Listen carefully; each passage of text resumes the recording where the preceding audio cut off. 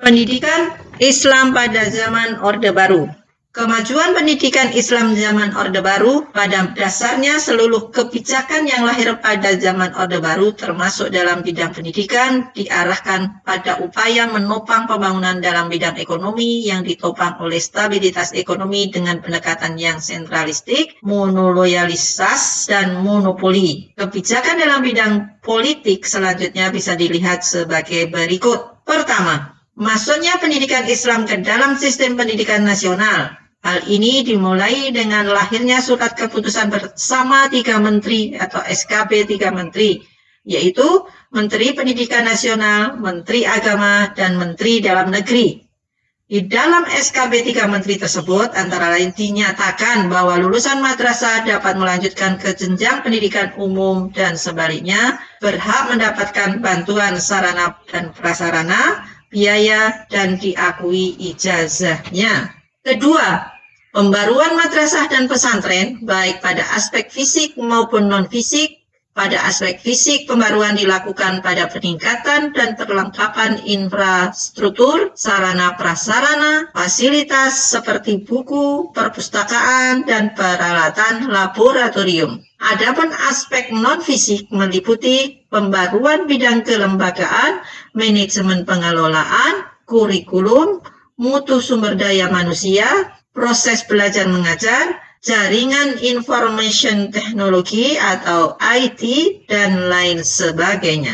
Pembaruan madrasah dan pesantren ini ditujukan agar selain mutu madrasah dan pesantren tidak kalah dengan mutu sekolah umum, juga agar para lulusannya dapat memasuki dunia kerja yang lebih luas. Pembaruan pendidikan madrasah dan pesantren tersebut dibantu oleh pemerintah melalui dana baik yang berasal dari APBN, Anggaran Pendapatan Belanja Negara, maupun dana yang berasal dari pinjaman luar negeri seperti dari Islamic Development Bank atau IDB dan Asian Development Bank atau ADB. Ketiga, pemberdayaan pendidikan Islam non-formal. Pada zaman Orde Baru, pertumbuhan dan perkembangan pendidikan Islam non-formal yang dilaksanakan atas inisiatif masyarakat mengalami peningkatan yang amat signifikan.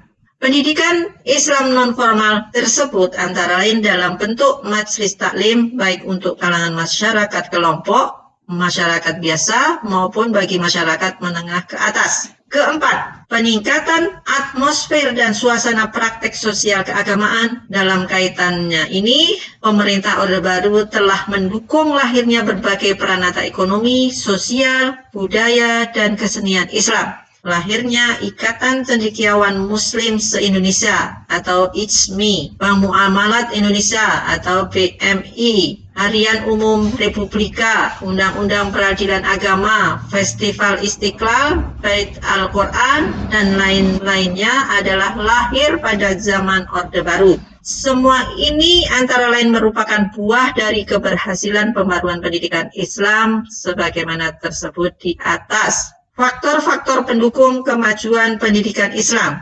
Terjadinya berbagai pertumbuhan dan perkembangan pendidikan Islam di zaman Orde Baru sebagaimana tersebut di atas disebabkan karena beberapa faktor sebagai berikut. Pertama, semakin membaiknya hubungan dan kerjasama antara umat Islam dan pemerintah. Pemerintahan Orde Baru di bawah pimpinan Presiden Soeharto berkuasa lebih kurang 32 tahun yang dapat dibagi ke dalam 2 bagian. Selama 16 tahun pertama, hubungan antara umat Islam dan pemerintah Orde Baru dalam keadaan tidak harmonis, tegang, saling curiga, bahkan diwarnai konflik dan peristiwa berdarah. Namun pada 16 tahun kedua, hubungan politik antara umat Islam dan pemerintah Orde Baru mulai mencair, bahkan menunjukkan keadaan harmonis dan penuh pengertian yang mendalam. Terjadinya keadaan tersebut antara lain disebabkan karena terjadinya perubahan yang semula bersifat ideologis politis menjadi bersifat kultural, substantif, dan inklusif. Kedua, semakin membaiknya ekonomi nasional. Pada zaman pemerintahan Orde Baru, usaha pembangunan ekonomi menjadi primadona dan pilihan utama. Dalam kaitan ini, sumber daya alam Indonesia berupa minyak, hasil tambang, dan lainnya diberdayakan dengan maksimal.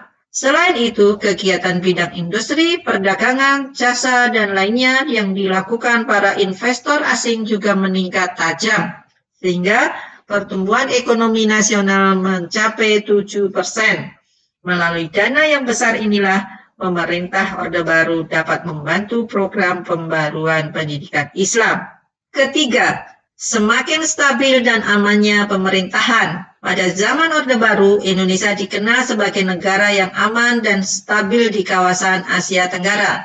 Melalui program penataran P4 atau Pedoman Penghayatan dan Pengamalan Pancasila, masyarakat Indonesia tampak makin rukun dan damai. Keadaan ini selanjutnya mengundang para investor asing untuk menanamkan modalnya di Indonesia, dan berbagai kegiatan pembangunan dalam bidang pendidikan Islam dapat berjalan dengan keadaan lebih baik dari keadaan sebelumnya.